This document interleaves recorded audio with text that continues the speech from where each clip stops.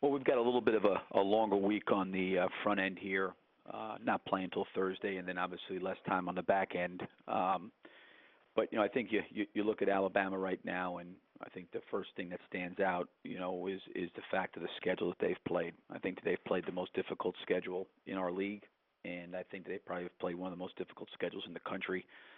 So I think when you look at their record, I don't think how good they are as a team, the record really reflects that, because when you clearly play the team that they've played, both home and away, that's going to happen. So I know there's been a huge emphasis by our league to beef up these non-conference schedules, and right now, by the looks of it, I don't think there's been a team in our league that's done a better job with that than Alabama. Our first question is from Pat Dooley of the Gainesville Sun. Hey, Billy, can you just talk about the luxury of having four seniors, and you don't have to go over things over and over again because they've been through so much? Yeah, I think sometimes, Pat, with all these guys, you have to keep going over stuff, and almost a lot of this stuff is rehearsal. But I think the biggest thing is they know what to expect, in terms of what the league is like, what it's like to go play on the road.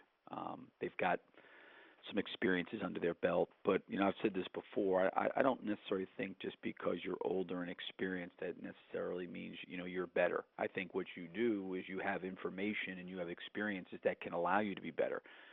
But I think your experiences as a player and as seniors, are directly reflected on how you view those experiences. If you view the experiences the wrong way, then you're not going to make great strides or great improvement. If you view the experiences in a way that's going to help you grow and get better, then I think it's good. So we've had some times this year that those guys haven't viewed their experiences like they needed to. And then we've had some times that they've looked at some of their experiences and it's really helped them. So I'm happy those guys have had the experiences they've had. I think as a coaching staff, we just try to help them view them in a way that's going to help them be better.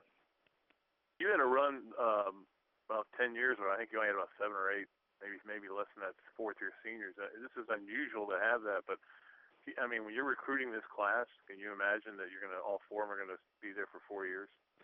You don't know, Pat. I think in today's day and age, with the way things are, there are certain guys that maybe leave a little bit earlier than expected. For example, a guy like Patrick Young probably had every opportunity to leave after his freshman, sophomore, and junior year. And, clearly probably would have gone in the first round, but for him, I think a college experience, his education, his degree, was something that he and his family value a great deal. And that's what he wanted to do, and a guy like Brad Beal, who was very, very gifted academically, pre-med major, he had an opportunity, obviously, to go very early in the draft. He made the decision to go. So you don't know a lot of times, how quickly guys will develop. I didn't think after his freshman year, Maurice Spates or Joe Kim Noah would evolve as quickly as they did into, where they were, as sophomores. So a lot of times, you just don't know, but it's been great having these four guys kind of come in together and finish together. Thanks, Billy. Questions from Kevin Brockway of the Gainesville Sun. Billy, any update on Chris Walker's status for Thursday?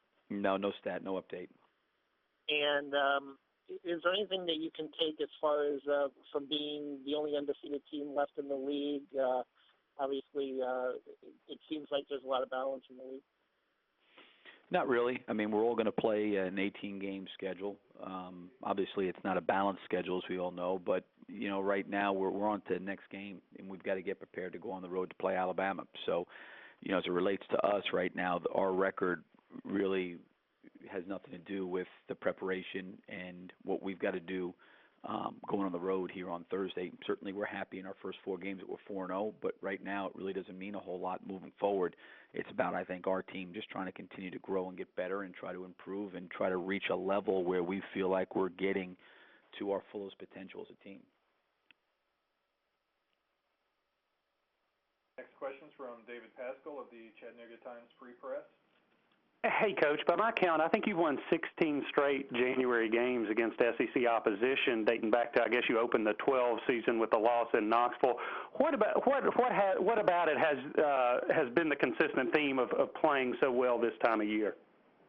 Yeah, I don't know. I don't know. I think sometimes you can get teams at different times that maybe they're better than they were. A perfect example is we played Georgia very very early in the non-conference schedule last year, and we played them twice and won both those games in Athens and in Florida. But I think that Georgia was a basketball team come late February, early March was a totally different team than they were when we played them. So sometimes it's timing.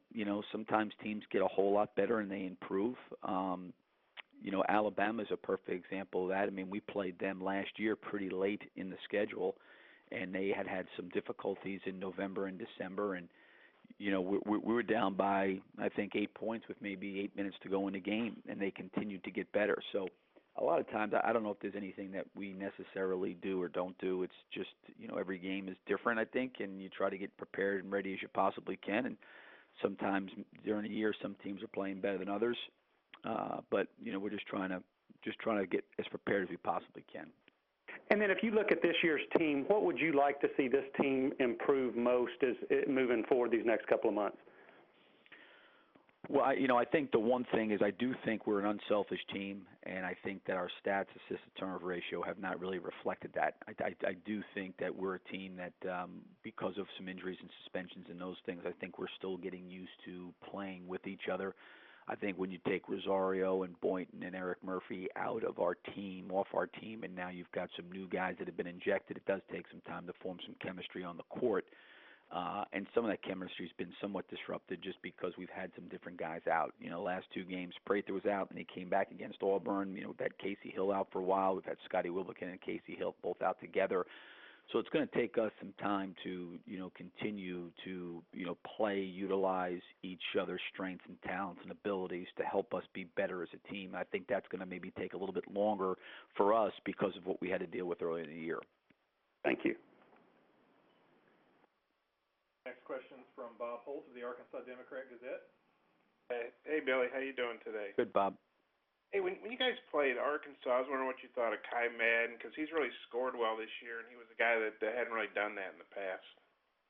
Yeah, I think he's really improved, Bob, a lot. I think the one question mark I would have had on him earlier or even last year was his ability to consistently shoot the ball from behind the three-point line. I think because he's always been a slasher, he's got good size, he's really good with the ball in his hands. In a lot of ways, he's almost a point guard.